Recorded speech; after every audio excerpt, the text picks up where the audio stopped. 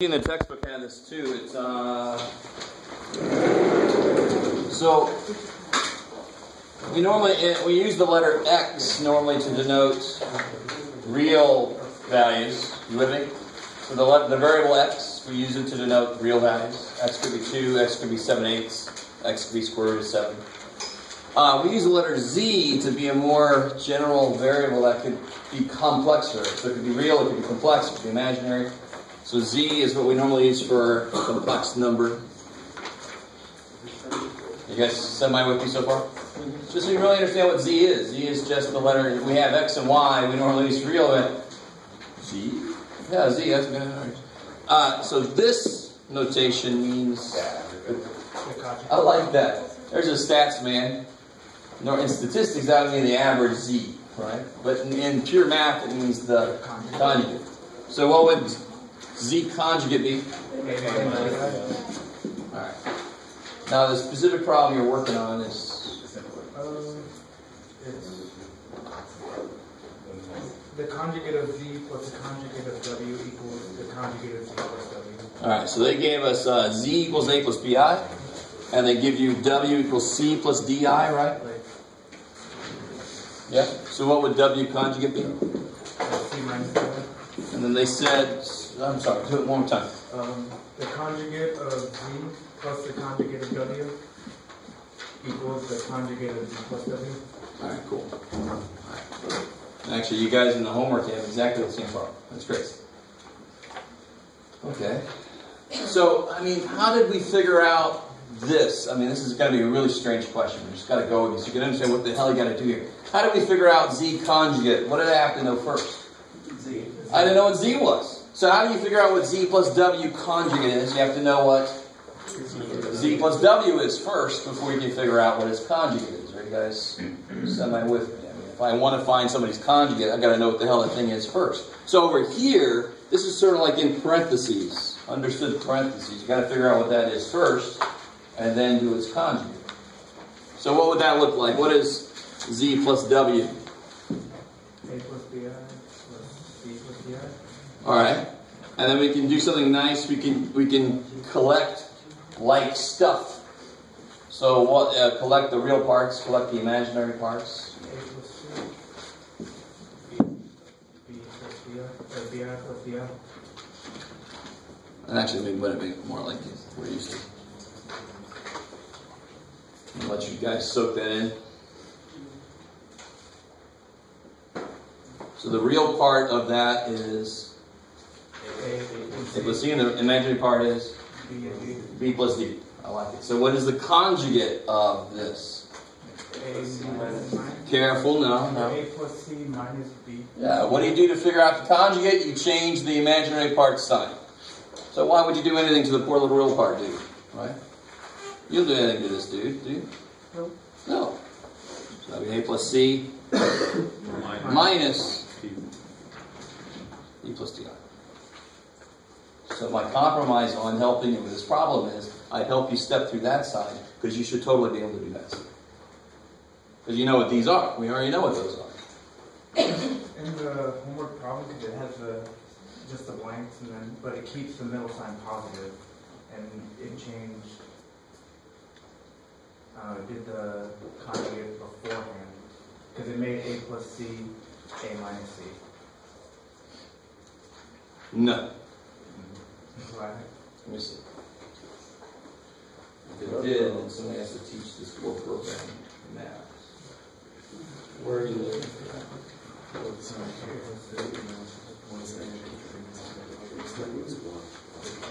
Well, no, okay, I like it. So, yeah, that's the side we didn't do. That's the side you got to do. Okay. It didn't change C's sign, did it? C is still positive, right? Alright, that's what I thought you said. I thought you said it changed C sign. It didn't. So that's this side. You can do this side easily. This is the easy side. Yeah. Yes, ma'am. Are we going to do the paper that you gave it? Yes. Yeah. So it's one thing we got to do today is I gave you this rational function graphing thing. So we can do that right now if you want to. Just going to sneak it in at some point. Okay. Yeah. All right, so do it real quick. Yeah. Oh my God. What the hell is going on? What the hell? You left it on his table? Is everybody over his house? Johnny sack. Anything else need that from yesterday? Handout? Is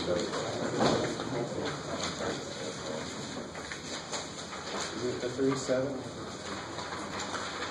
What's up? Is it the 3-7 of the stuff?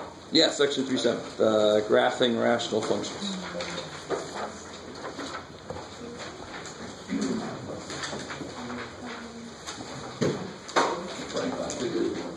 Focus on getting ready for this test, and then next week we'll do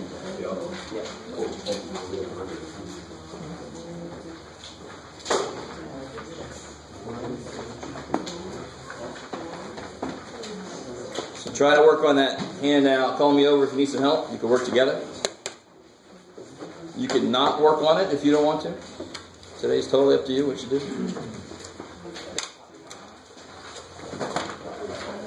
Anybody else need a copy of that handout? Yeah.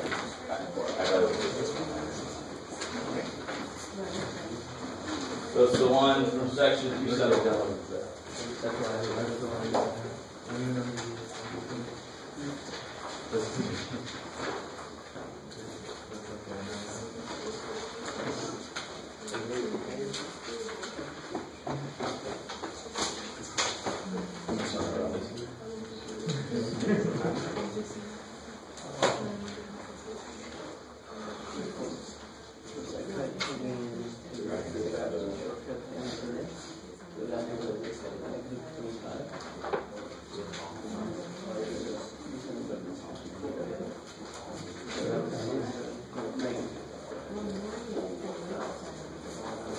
Yeah, totally.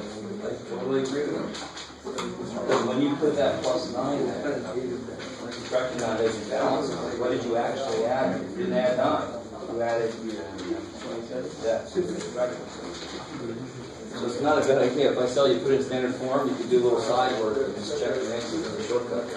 Not a bad idea. I like it.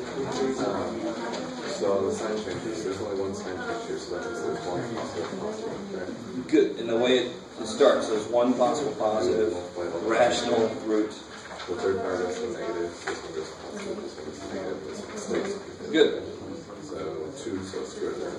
2 or 0, negative, rational roots possible. Alright, and then do I have to do like 3 and 1? Only by ask. I mean, the book does, but, you know. This is what does Descartes' rule of signs say? That's what it says, those two things. Okay. Yeah. And also that. Positive and negative.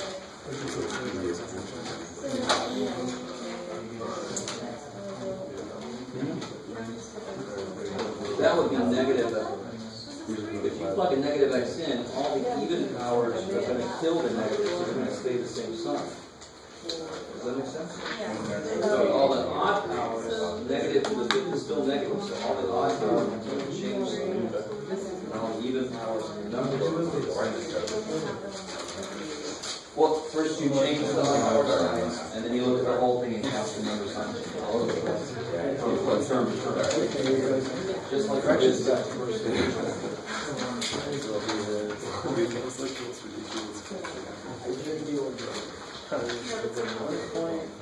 Oh, so we got to this point and we showed you how all this goes together to do this.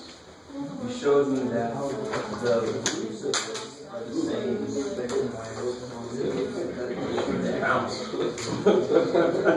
That's so good.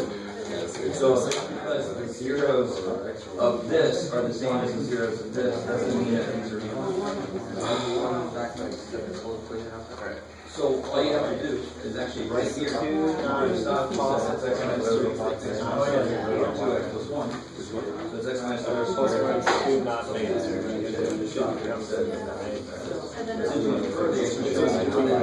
it would be like 1, 3, 9. So this would be x minus 3 divided by times 2. Yes. You'd have to show me. Where do you mean? So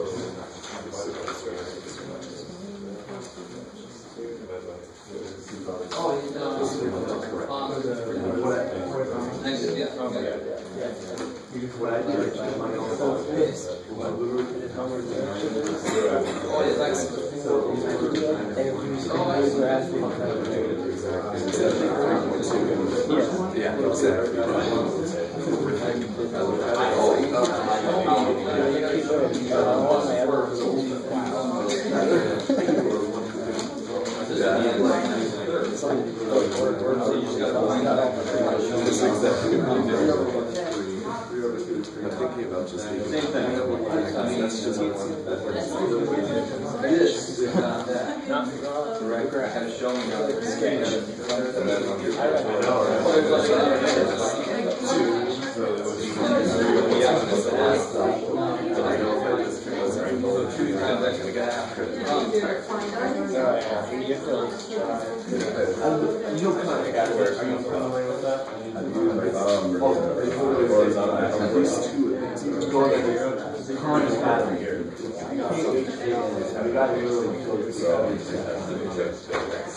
Oh yeah, so right here. Added 9 times 3 is 27. So you added 27. Balance it out like that. just like write down positive and like track positive changes.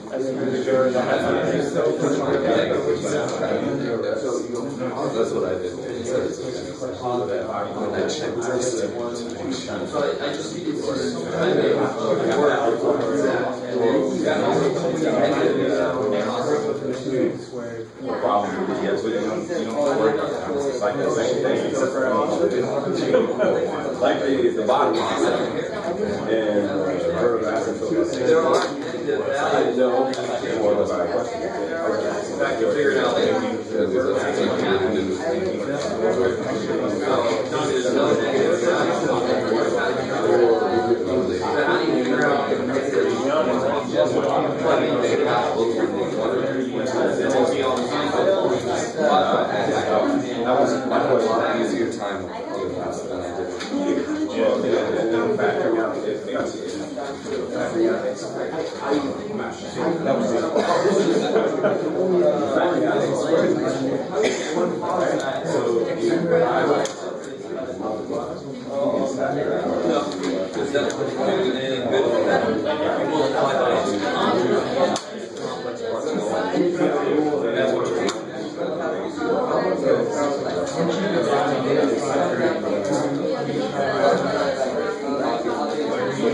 Here's the short script. I know.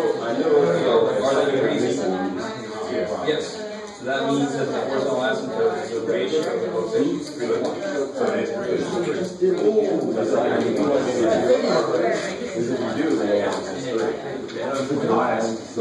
So you guys want to do that?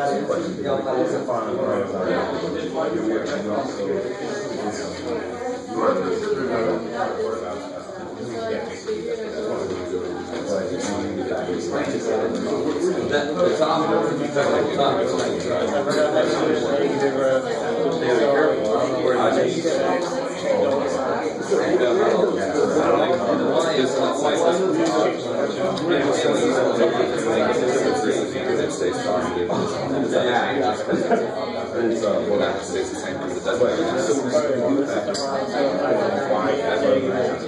no, it's not. Vertical is where what X values make you freak out, and that's only the bottom that makes sense. The top would be, if that's 0, it makes the answer, that's the intersection. Right. Yeah, this guy changes. So, this guy changes. But here's the shortcut. actually only changing the sign.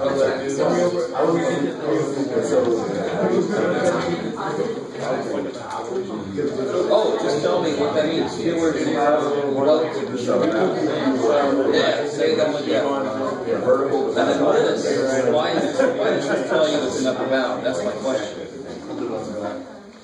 But what do you look for to see if it's an upper bound? What has to happen with these? They all have to be. Yeah, to see that, you got to look that up. What tells me that that's an upper bound? When I look at this, how can I just look at this and tell that's an upper bound? All my results are positive. All my results are positive. That's how I know. If I divide by positive and all the results are positive, that's what I'm about. Because of that, so you just have to say that. I don't know.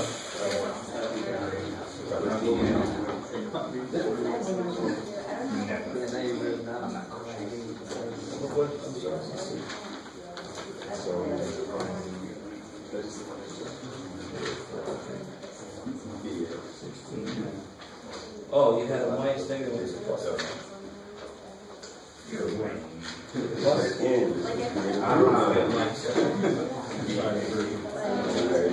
Alright guys, let's do this. If you're doing this sheet, hopefully you're to the horizontal asymptote. Asymptote? That's the new flavor of Papa. The horizontal asymptote, part C. And this is the thing I really didn't have enough time to talk about, but there's a shortcut in the box here. So you don't have to do the by the textbook, divide by the highest power that we were doing. That's why this shortcut works, right? And I was kind of showing you the connections earlier, but basically the nice thing is, real quick, the three possibilities are the top degree is smaller than the bottom degree. And we saw one like this the other day. So this guy's horizontal asymptote would be 0 to gas. Because the bottom would overwhelm the top. I'm dividing by something going out of control, so I go to 0. I can't keep up with it, right? The top can't keep up with the bottom, so the whole thing goes to 0. Is that cool? So if the top degree is smaller than the bottom, the horizontal asymptote will be the x-axis. We did one problem like that yesterday. If they're the same degree, like the one that you have there on that sheet, then the horizontal asymptote will be the ratio of the highest degree's coefficients. And if you remember, the textbook method was divide by the highest degree.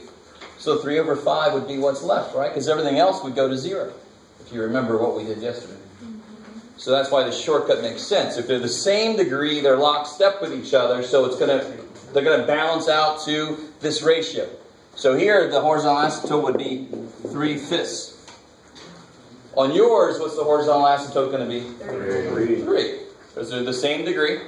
3 over 1 is the hot. Alright, so there you go.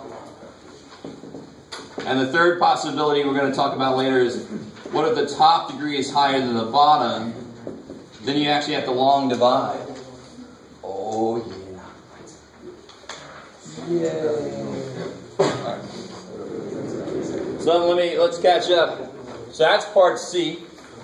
Part C, you're going to have a horizontal asymptote. Be careful, don't just say 3, right? Don't make me be a dork. And you're like, Jeff, you're a dork by yourself. You really need our help. But if you just put 3, why is that not good? Show your work? No. I mean, show your work and everything, and then you just put 3. Horizontal asymptote 3. It's y equals 3. Yeah, it's a line. So I mean, you know, like math people. So I know.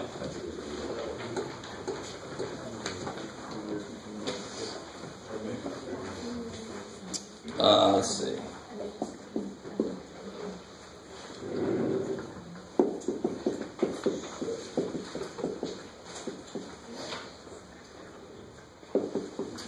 Alright, so part A says find the intercepts. What's the y-intercept going to be? 0, 1/2. 0, 1/2. I kick your ass. When you make x 0, this is left. And the x-intercepts, what do I have to do to find the x-intercepts? Yeah, so I might as well just factor everything, right? So the top becomes... Take a 3 out, the difference in squares. The bottom... Because that would make 5. Yeah, plus 3 minus 2. Remember that? The 6th thing is evil. Yes, it is. Yeah. It's evil. Evil little thing. So what are the x-intercepts?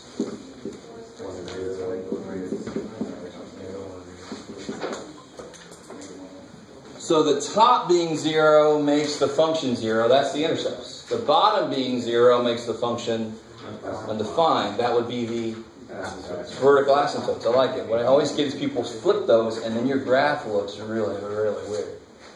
Right? Be careful. So part B says vertical asymptotes Yeah, so x equal -3. Same thing here, right? These are lines. I just got to draw. So everybody see where this came from? Just whatever makes the bottom 0. That's where vertical asymptotes come from. It's a wall because it's saying you can't go here. When would it be an open circle instead of a wall? So that would go like that. When would it do that? Why doesn't this one do that? If the top had an x plus 3 also, wouldn't they cancel? But it still started off as x plus 3 in the bottom. X can't be -3, but it won't go to infinity. So then it's an open circle. It says you still can't be here. You just got to go boing, and then teleport to the other side. You can't be there. Right? We've done that with piecewise functions before.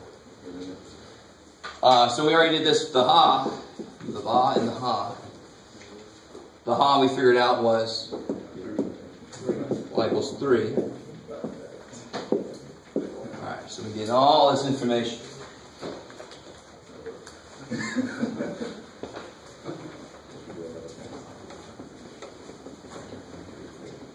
Okay. And then we're finally ready. And then I will kind of do this, maybe.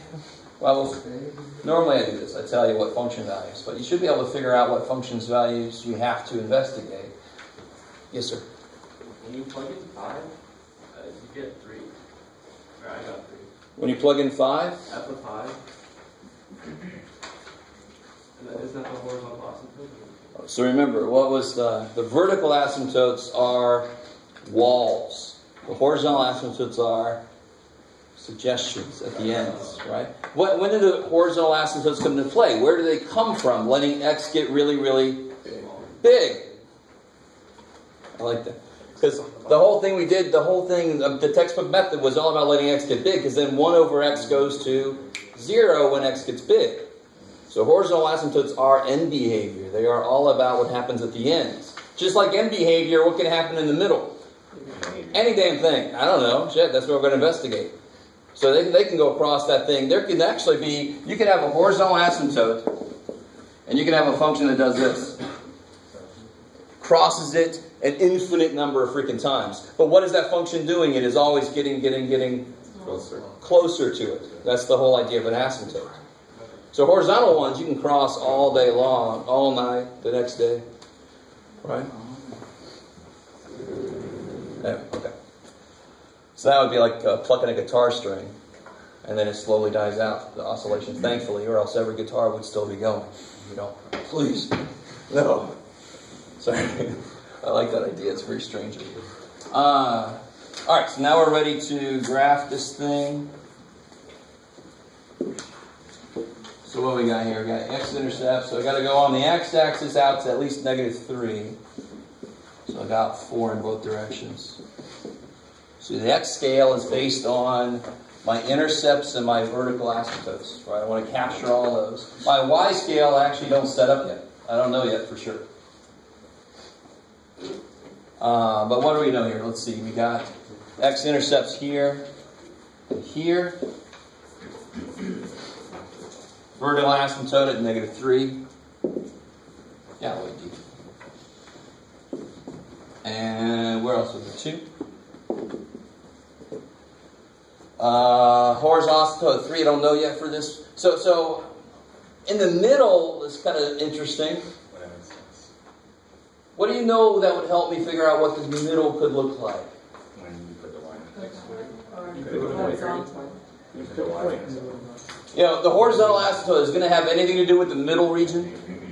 It's not going to have a damn thing to do with this middle region because x is not very big in here, is it? But look at my intercepts.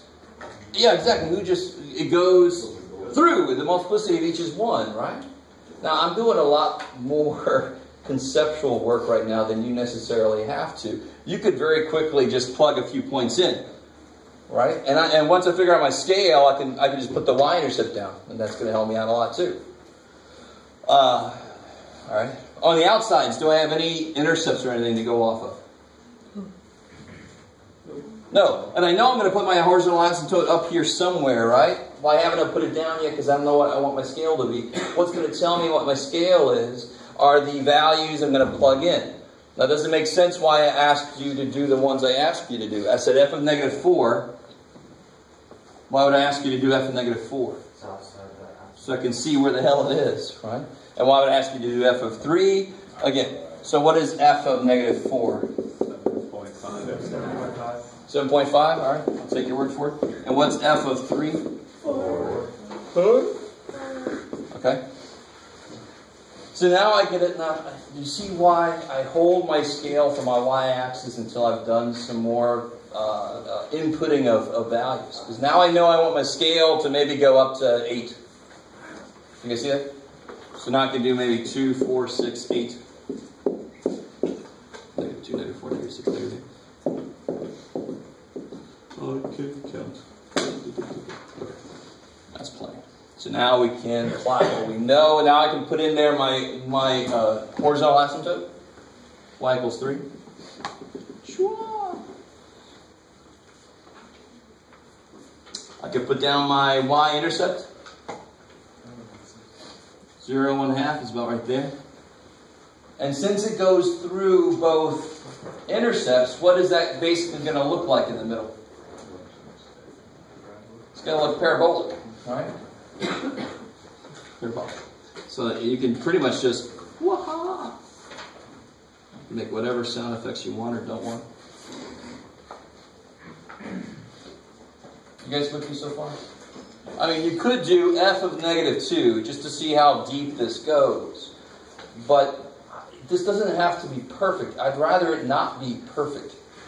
I'd rather it be rough, and a rough approximation. Because I'm going to let you use your graphing calculators. And the more perfect your answer is, the more concerned I am about where the hell it came from. So use your graphing calculator just to make sure the shape is right. Try not to copy all the little bumps and squiggles that you can't get from this work. That's calculus. It's going to talk about how quickly is it going up and down and all that. That's calculus. Don't be doing no calculus. Grammar's awesome. F of negative 4 is almost 8, right? So it's going to be right there. So what's it look like over here? Yeah, so it's got to go up against that wall and up against that wall. Good. Yes, sir. On the test, are you going to want us to graph another point on there just to make sure a better shape of it, or is that one? This is fine, yeah. The most important thing on that is just to make sure what side it's on. And to be honest, we already knew its side. Why could it not be on this side of this horizontal asymptote? There's no exact intercept, right? It's like gets over here and goes, oh shit, what's it going to do? So, but I just wanted a point just to kind of anchor me somewhere. A few points is good. If you do like 5, 6 points, plug it in, that's too many. It's getting too specific. What about over here? F of 3 was 4. So this one kind of hugs this thing quicker. Wow. Did anybody graph this in your calculator? Some of us, of course, it's the first thing we do. Maybe don't do that, because then it kind of gets in your head. But it looked basically like this. This one probably took longer to get down there, but it doesn't matter. So will there be accepted one this? Will there shape? Like if we do just like that. This is great. No problem. All right. Not just because I did it, but this would be a decent answer for you, right?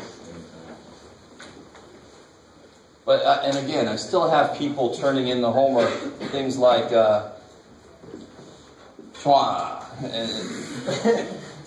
I mean, the point of this class is graphic. So guess what should really be paid a lot of attention to in your homework anytime they ask you to graph, scales, work, points, all that shit you need to see. So that when you get to calculus, your teacher doesn't tell you to go slap me, like I've told my calc students to do. Go find your past teacher and slap them. Okay. So that is that. Cool. Let's, I want to talk about slant asymptotes. I have a slant asymptote problem on the practice test. We might as well actually just do that one because I didn't do the graph on the P. It's the last one, number 7.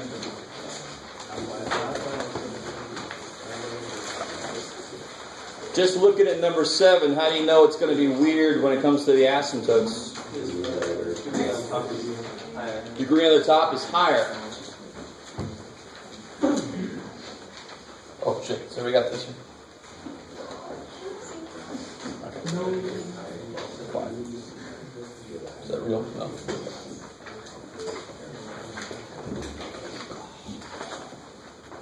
Alright, so 7. And I mean, if the top degree is larger, that means the top is getting bigger faster. Right? So the whole thing is going to go to infinity. But it's going to go to, so you're like, why would I do any shit with it? But it's going to go to infinity in a very prescribed manner. And that's what the long division is going to uncover for us, is what is it going to look like? How's it going to go to infinity? It's going to go to infinity in a very specific manner. So number 7.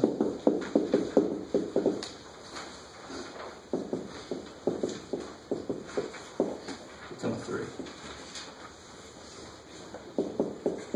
So I'm going to ask you all the same stuff.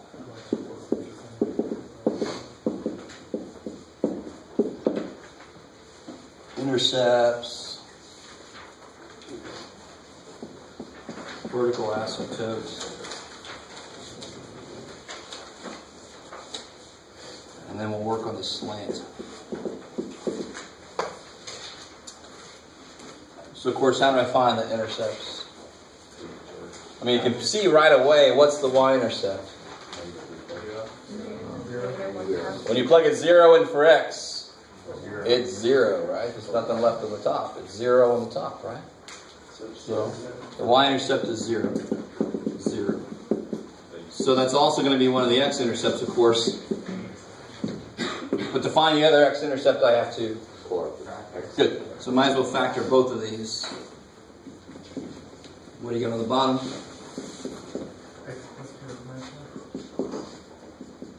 Alright, let me stop there for a second.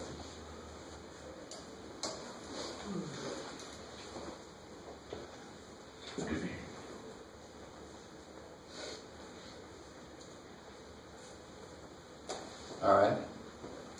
These always look like a little face. So what are the vertical asymptotes? 2 and 2. Yeah. X equals 2. X equals negative 2. Cool. And officially there's no horizontal asymptote. There's no ceiling or floor, if whatever way you want to look at it. There isn't. It's going to go to infinity somehow. But to investigate it, I have to do long division. So you look at this bad boy here.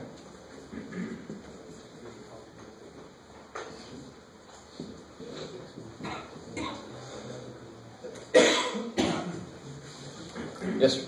So there's a slant asymptote when the top degree is bigger than the Beautiful. So the whole idea of slant kind of makes sense. Horizontal means you've got to come like this, so that would be a floor or a ceiling, right? You see, slant means you're going to follow it to infinity. You're going to follow this line to infinity. So you are going to infinity. There's no ceiling or floor, but you're going to follow this line to infinity. I like it. And on the other side, you're going to follow it to negative infinity. In the middle, what are you going to do? Weird shit. I don't know. Right? So still end behavior. Stay with me now. So how do you do this? X times, good.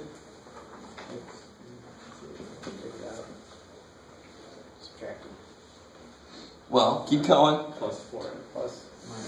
Yeah, minus 4x, and then you change the signs. And of course, why did I put that way over there? Because there's no like terms.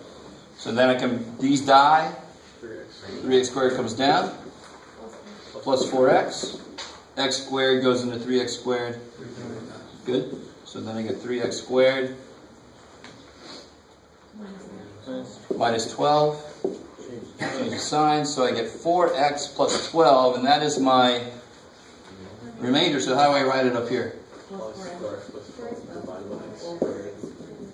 That's right. Blah, blah, blah. So real quick, look at the answer. And how does that relate to the function? It's a weird question if you realize. I mean, how does that answer relate to the function?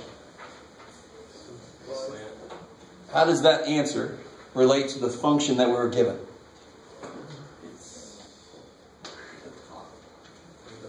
it's the same. Right?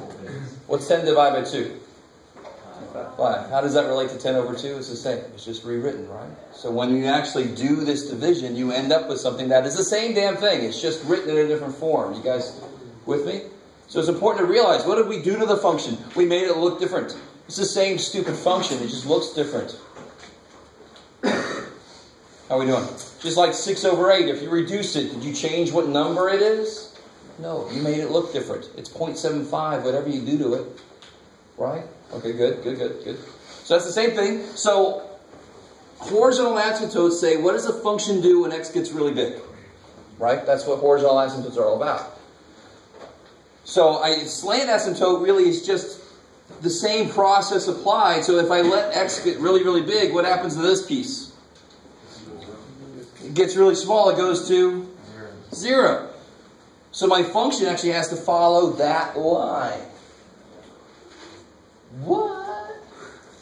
So instead of being a constant, so my horizontal asymptote is crossed like this, the slant asymptote is an equation.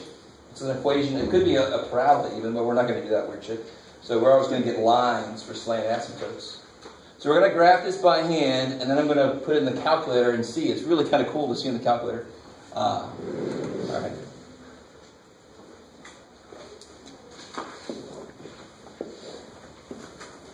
Here, you guys take a second and plot on there what you know so far. Let me wake everybody up here so I can eventually do it with the calculator.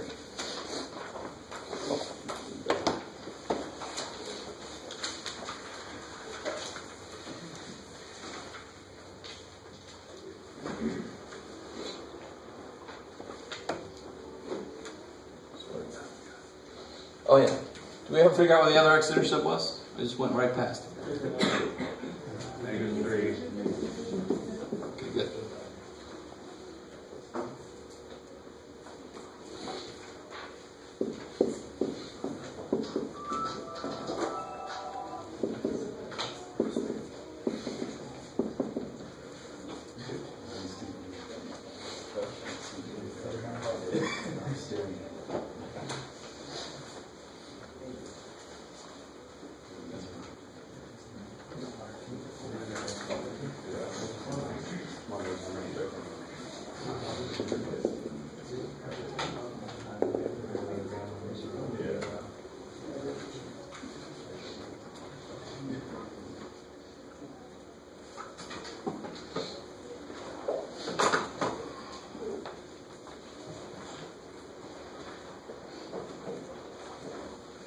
Again, I really, you could do one or two things. You could do a Y scale, and then you go, and then you start getting points. You go, oh shit, I didn't make a good Y scale because I got a 50 output and my scale is by 1.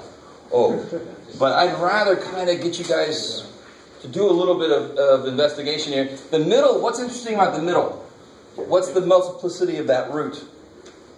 2. Yes, it's second power, so it's a multiplicity of 2, which means it's going to do what there? Turn. So it's going to look like a parabola. I just don't know if it's going to look like that or like that. So how many points do I have to plug in to figure it out in the middle? Just one. Just one. You with me? Because it doesn't have to be perfect. If I plug 1 in and I get 7, I know it looks like that. Because it can't go through. I don't have to keep worried about the other side, do I? So I'm trying to get you guys to plug in less points. So I got to figure out what f of 1 is. Let me collect all the stuff we want to know.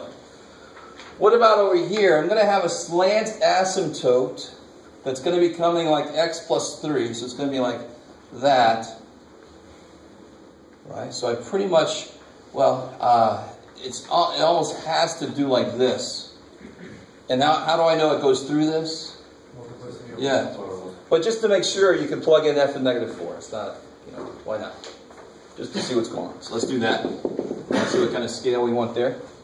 And what about on the, and again, let me just stress this. I got the middle region was the parabola thing, so we're going to figure out which side it's on. This region is out here. I'm going to figure out what's going on. And so this region, what can I do here to help? Yeah, plug in see what f of 3 is.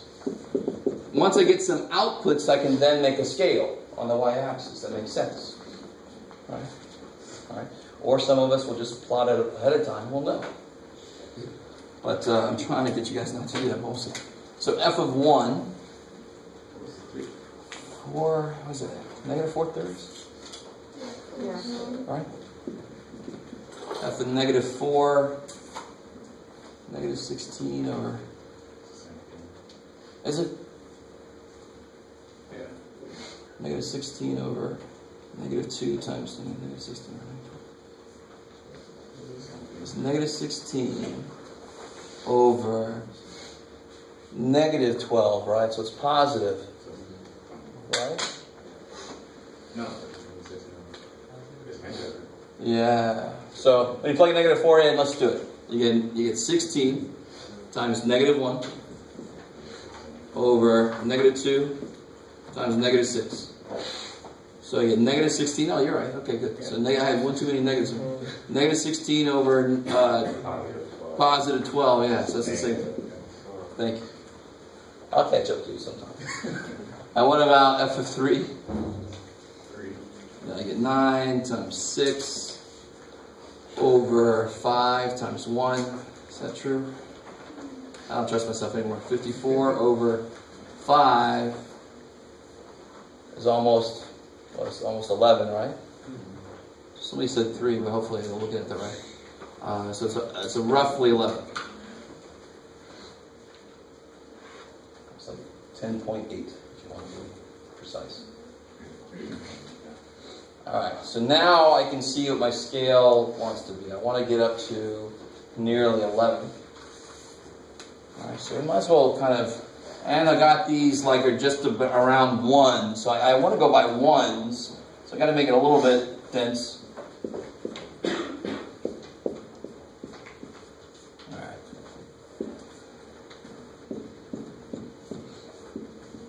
Alright, so let's see. Now I got my scale set up, we can actually do our slant asymptote and see what that's all about. How do I plot this line? What do I know about it? Y-intercept is? 3? Yeah. And it has slope of 1. So it would go up 1 over 1, and it would go down 1 back 1. So this is my slant asymptote. And the funny thing is, let me see if it does this. Does it? Yeah, it should. Down 1, back 1, down 1. Back. Yeah, it actually goes through this point. Of course it does, Jeff. So let's see if I can draw a straight line. Hey. Does that mean it's an open circle? Yeah, I was trying to draw little open circles. Yeah. But that's a closed circle, I mean, because that's an intercept, right? Yeah. Can you go through plotting those points again? Like, based off of, I guess, where you plug in the one you got negative 4/3? Yeah. Yeah. Either way you want to do it. If you do it here...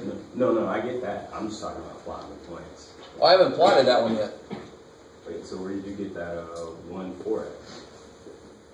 Oh, that's graphing the line. Oh, so that's all you... Okay. That was all I was doing. All right, so let's plot these points now. And see, now I've got these like little sideways regions here, right? So that kind of sucks. I didn't think ahead of time that this would be right on that line. So it could be, it almost has to do this, because if it did that, how could it get back to this line? And, I mean, do you guys see what I'm saying?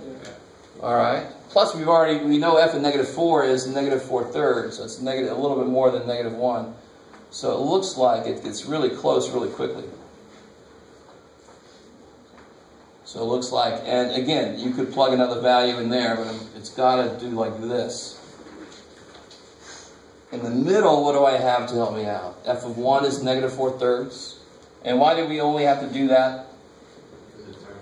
Yeah, it's not going to be perfectly symmetric, but it's now at least I know it's parabolic going down. Because it has a turn there, I like it. Cool. It could have went up all day long. It's not going down because there's this here, right? It could have went right through it.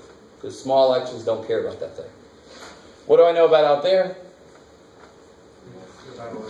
F of 3 is 11. So I'm going to do like, of course, again.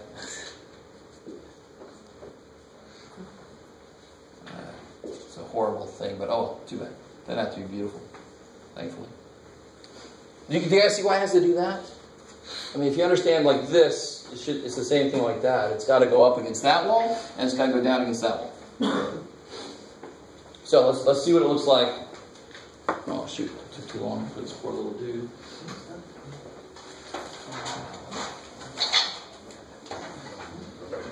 Yes. So whenever the power is higher than inverted, it's going to be slant asymptote. Totally. How do you graph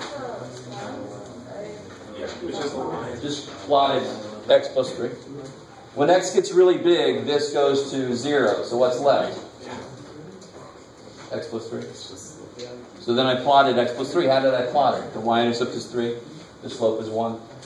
That's all. It's just a line. Well, it's always go to 0 in that case. And the remainder. Yeah, the remainder will always go to 0 because the bottom power will be higher than the top in the remainder. Why do you put extra functions that were like where do you have one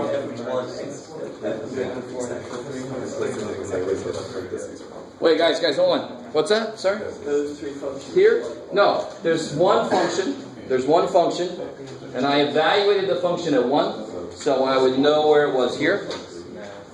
I'm just getting points, right? That's the point 1, negative 4/3. There's only one function. It's the f of x function, right?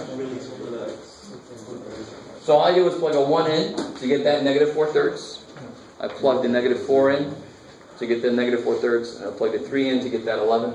So you need to see what the functions like on after every asymptote or before it? Yeah, normally you do plug stuff right in around the asymptote. But again, it just depends on where are your intercepts and what is it that I still don't know. So over here I had no intercepts, so I knew it was going to have to be up here. Really, I did. I just wanted to plug a point in to anchor that. Yes? How could you tell it was going to be up there? Hey guys, how do I know this is... So there were 2 options for this region. Let me see if you guys understand this. It's either this or this. Does that make sense? Because what's it got to do with these walls? It's got to slam up against these walls. Why could it not be this, of course? There's no intercept there. I can't get through there. So actually, I technically did not have to plug that in. I knew it had to be up here. But I plug it in just to give me an anchor, so at least I know, if it came out there, then I know it really hugs it tight, 1 point to give us a rough idea of what it looks like. So let's see what the calculator says. What happened over here? Okay.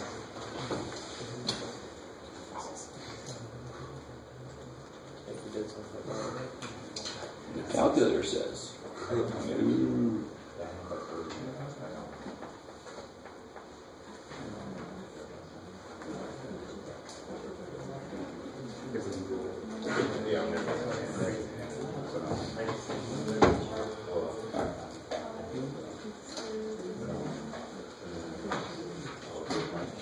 So let's see, what's this thing on there? It looks like.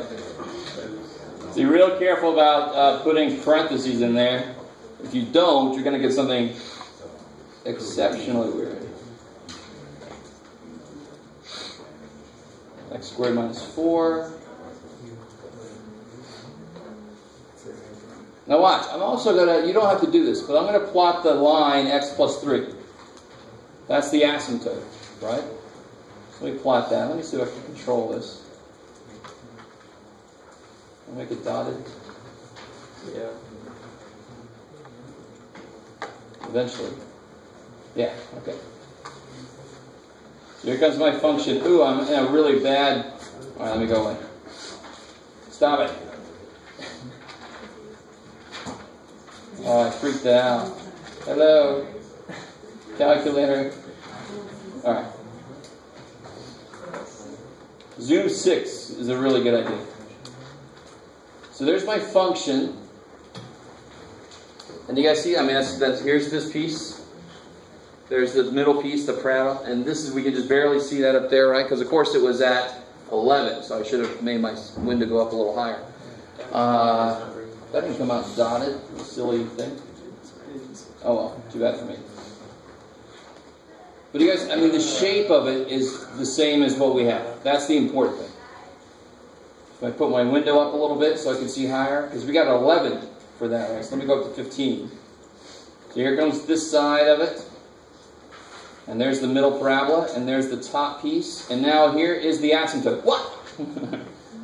So it's kind of neat. At the ends, it does follow that line out. That's exactly what an asymptote is. That one just happens to be slanted, so it's going to go to infinity and negative infinity instead of like that, where it keeps it finite, right? Maybe. So real quick, yes, sir. Are we going to have a slant on the test? Maybe. If I do, I'll tell you this. If I did, I'm not going to make you graph it. But I will make you find it. Maybe I'll be asked credit to graph it. I'll do that.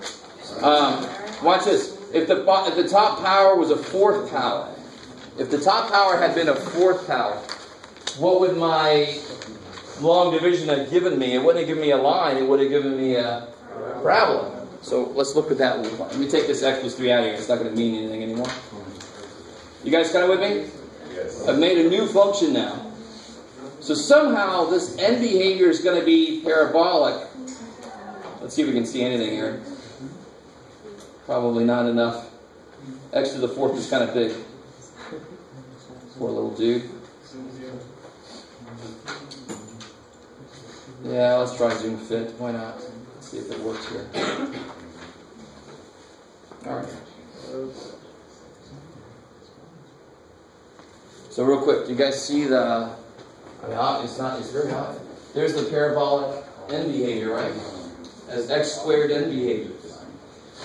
You can see what I'm saying? And you're going to have cubic end behavior if I make that a 5 instead of a 4, right, and so forth. We're not going to do that. I'll give you a line.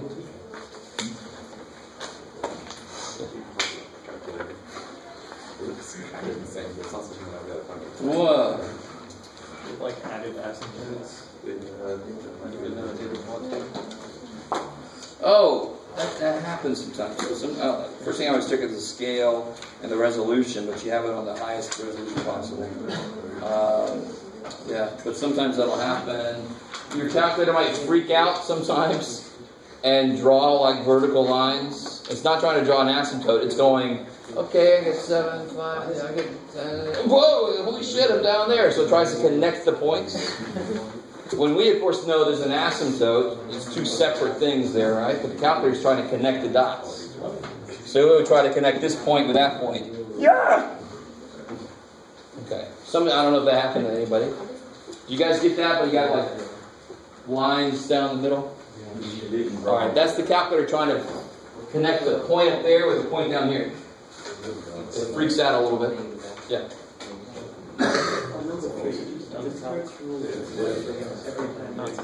The sign chart. When you're doing the negative it's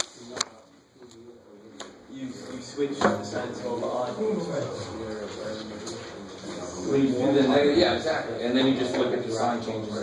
But that'll talk about the negative, the number of negative fractions. Here's the answer key. I'm sorry, I thought I was going to pass this out already.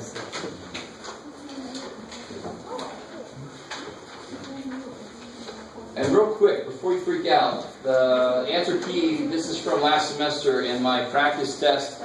Ours stops at number 7.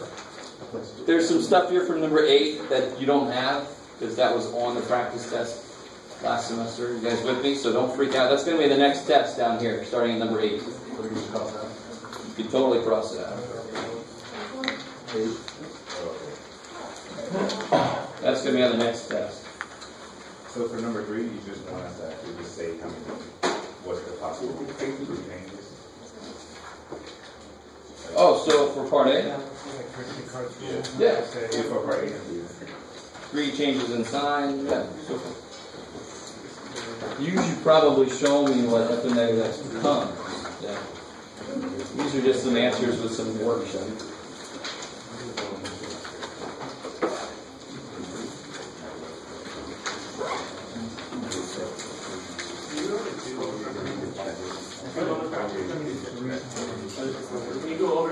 Oh, sorry.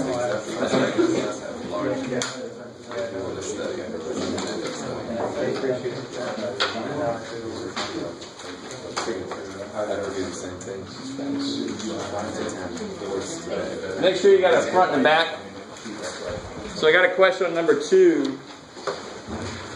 Oh, sure. All right, good timing. So number 2 is the one that says use a graphing calculator to find all the real zeros for that mess of a function there. So let's see, we got this is number 2 on the practice test, x to the 4th.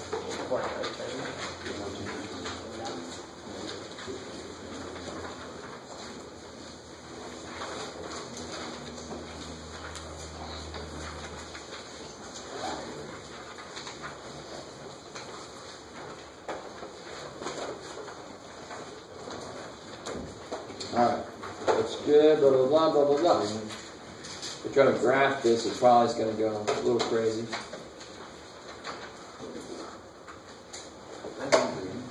I like it. And actually, the window I have, I just happen to be able to see. Now this is interesting. How many roots do you see? 3.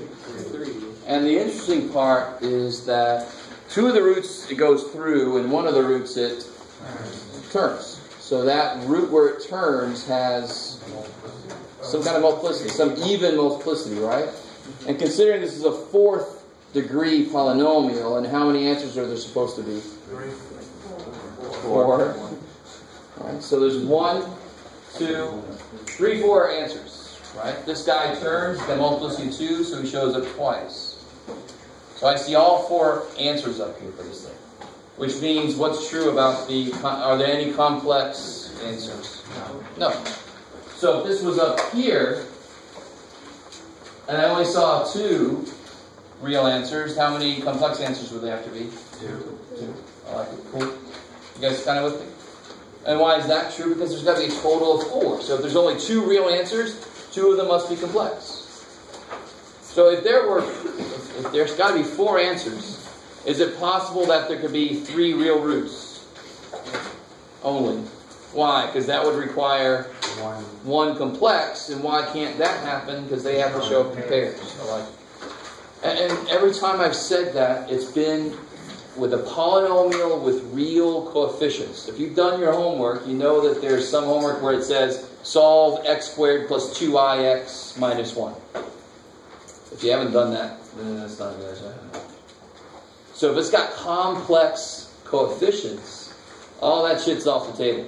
Math goes, I don't know what else is going to happen. Do it. Right? But if it's got real coefficients, 1, 3, 4, 7, 2/7, whatever, then everything we've said has got to be true. Right? And that's what we normally work with. Now, how do I find, let's find one of these, let's find this double dude. How do I find that?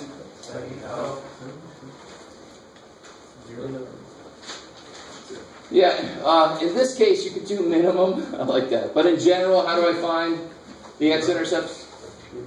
0, right? So then I do let me get over there. Whee! Did I do too many? Yeah.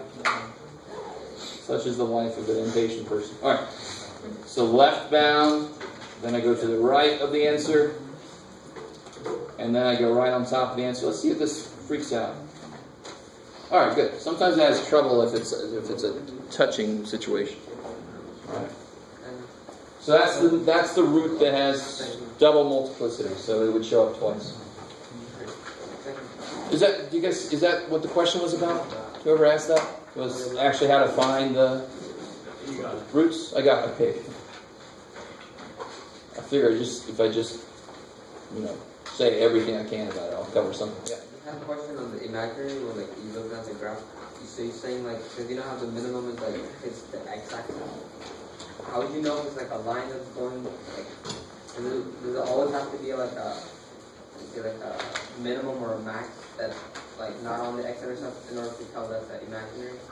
The only way you can have a multiplicity even root would mean that it would have to be a minimum or a max, a local min or max, right? So how would you figure out that it was imaginary? It had 3 real zeros or Oh, watch. So let me see if you guys understand this. If I lift this whole function up by 5, actually I don't remember what my scale is here now. Oh, let me make my scale normal. Let's see what happens.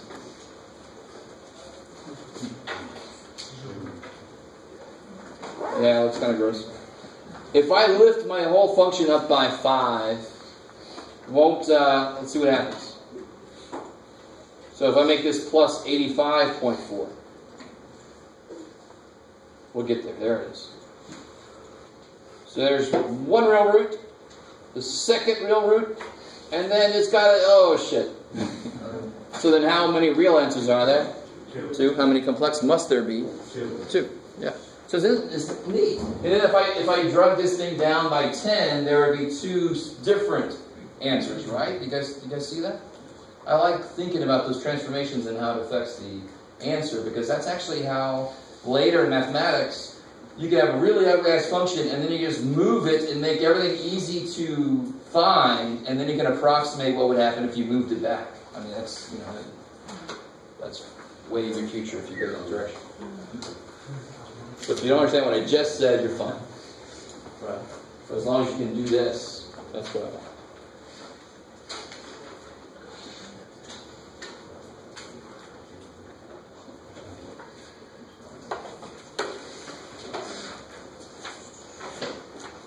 Can you go over the 102? Oh shit. 3.5? I don't know. You guys totally missed it. Where are we at? Sorry? 3, 4?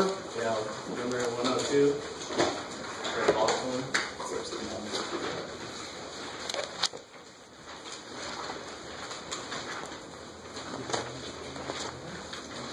Oh yeah, I think that was the one I was supposed to do the other day. All right. Sorry, forgot. Okay. I like this one. It sort of seems like the gutter problem. Remember that? They were building the gutter for an app. But it's 3-dimensional now. Right? Oh, good. It sort of erases.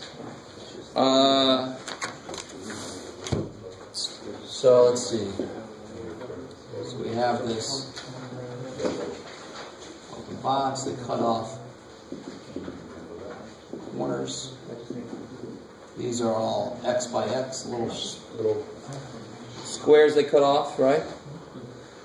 It starts off being 20 by 40. See if you guys can handle it. So if I cut those off and I fold these up, I make, let me see if I can do this. My drawing skills leave a lot to be desired. Alright, that's for playing. So I fold these up and I put my little box. So this is going to be this here, right?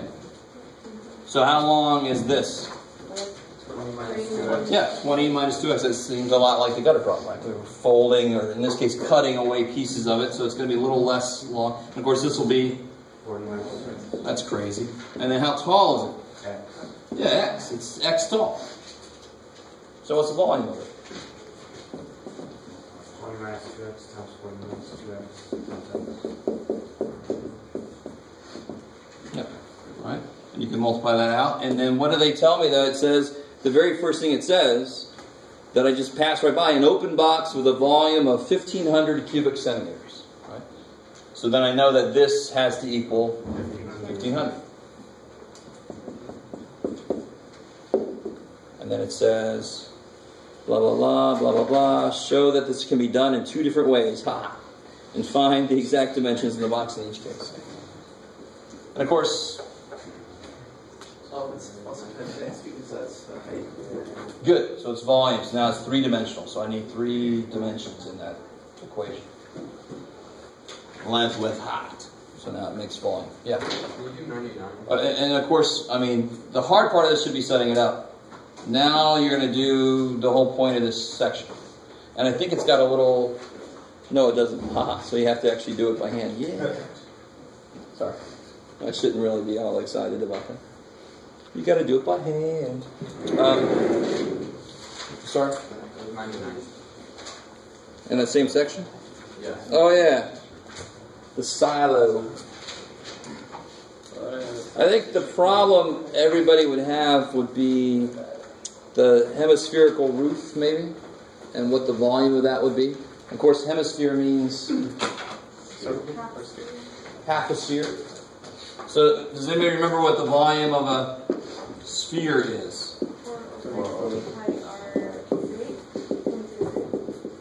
No, you're right first time. Because volume's got to be in cubic, right?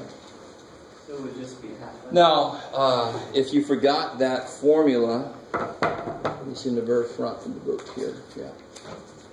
Right? And then it says, so that's, now of course, for mine, we cut that in half. Now it's a hemisphere, right? So the volume of this hemisphere will just be not 4/3, it'll be 2/3. It's crazy. So that's the volume of the hemispherical top, right? That's just the top. And then, of course, it's got a cylindrical bottom. Stay with me now. Let's make it a cylinder. Ooh, look at that. It's like 3D and everything. It's like a big trash can. All right. What's the volume of a cylinder? Yeah, the beautiful thing is, the area of a circle is pi r squared. And how many of these circles do I have? H of them. There you go. So the volume is pi r squared times h. So the total volume of this whole thing will be that plus that. So that's the first thing you have to realize going into this problem is, what's the main equation I'm going to be using? Seems kind of important.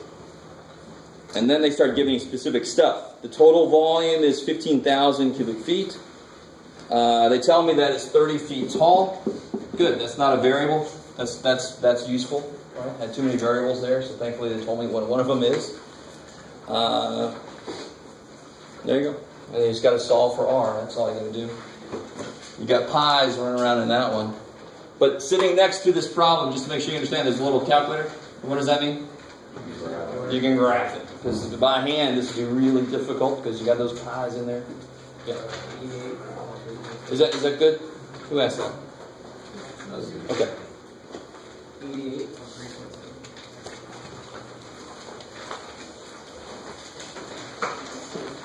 Whoa, shit.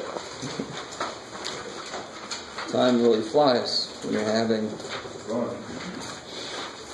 I like the way he said that. So, yes, we're having fun.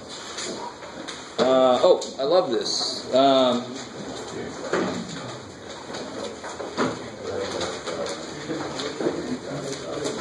Real quick. And you can leave anytime you want to, obviously, but 88 gives us this.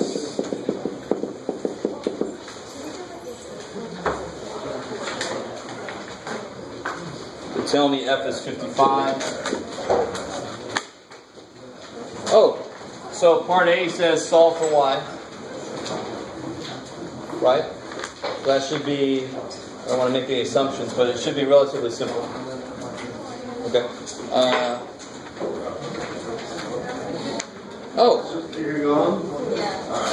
Part B is let X get really big.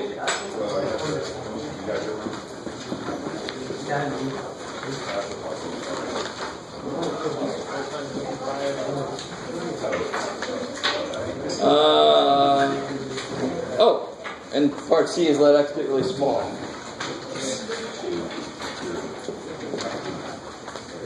So I don't know if that helps. That's the translation of the math into English. All right.